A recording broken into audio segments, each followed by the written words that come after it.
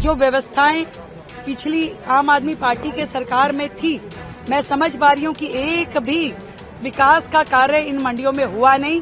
Corruption का सबसे बड़ा अड्डा ये मंडियों को बना के रखा। देखिए, दिल्ली की सभी मंडियों का इतना बुरा हाल है कि पिछले 10-15 सालों में इन मंडियों में किसी भी प्रकार का कोई कार्य हुआ नहीं है और किसी भी प्रकार के करप्शन को पूरी तरीके से खत्म करने के लिए पूरा का पूरा संयोजन होगा।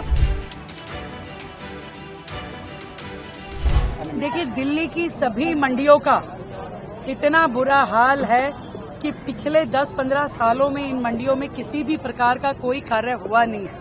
आज हम जब स्वयं आकर के यहाँ देखते हैं कितनी बुरी हालत यहाँ सड़कों की है, सफाई व्यवस्था की, सिक्योरिटी की, कोई भी प्रकार की सुविधा लोगों को यहाँ है नहीं, जबकि हजारों मजदूर और सैकड़ों ट्रेडर यहाँ काम करते हैं।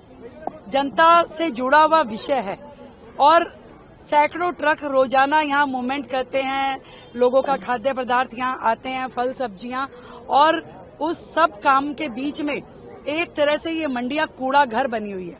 जो व्यवस्थाएं पिछली आम आदमी पार्टी के सरकार में थी, मैं समझ पा रही हूँ कि एक भी विकास का कार्य इन मंडियों में हुआ नहीं। करप्शन का सबसे बड़ा अड्डा ये मंडियों को बना के रखा। चाहे वो उनके मंत्री थे, चाहे वो उनके चेयरमैन रहे, उन्होंने किसी भी प्रकार से ना व्यापारियों की सुध ली, ना मजदूरों की सुध ली, ना यहाँ व्यवस्थाओं को समझा। आज हम यहाँ का दौरा कर रहे हैं, सभी अधिकारी साथ में हैं और पूरी तरीके से इन मंडियों का मॉडर्नाइजेशन, इसका प्लान बनेगा। यहाँ की सफाई व्यवस्था दुरुस्त हो, यहाँ की सड़कें, यहाँ का मेंटेनेंस, यहाँ के शौचालय, वो सारे के सारे लाइनअप किए जाएंगे और सबसे महत्वपूर्ण सुरक्षा को यहाँ पे पुख्ता करते हुए पूरा सिस्टम दोबारा से रेनोवेट किया जाएगा और किसी भी प्रकार के करप्शन को पूरी तरीके से खत्म करने के लिए पूरा का पूरा संयोजन होगा। नई टीम बनेगी, नए लोग अपॉइंट होंगे और पूरा का पूरा मंडियों को सुचारू रूप से चलाने के लिए काम किया जाएगा। हमारे मंत्री जी स्वयं इस सारे कार्य को देख रहे हैं और पूरी तरीके से हर मंडी के लिए करेंगे। यहाँ से तो हमने शुरुआत की है, आज सभी व्यापारियों से मिलके, मजदूरों से मिलके उनकी समस्याएं सुन रहे हैं, पर सच में दयनीय स्थिति है।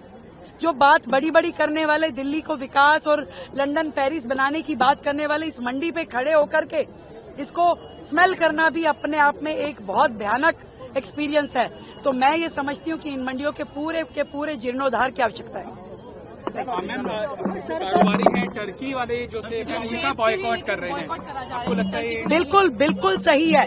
भारत के खिलाफ कोई भी देश यदि किसी भी प्रकार से इन्वॉल्व होता है तो उसका हर प्रकार से बायकॉट देश की जनता करेगी। मैं तो इन सारे व्यापारियों को साधुवाद देती हूँ कि जिन्होंने तुर्की की पूरी जो सेब का इंपोर्ट यहाँ पे होता था और वो व्यापार भारत के साथ होता था, व्यापारियों ने स्वयं से अपनी ऊर्जा के साथ जो मना किया है, ये सच में उनकी देशभक्ति है।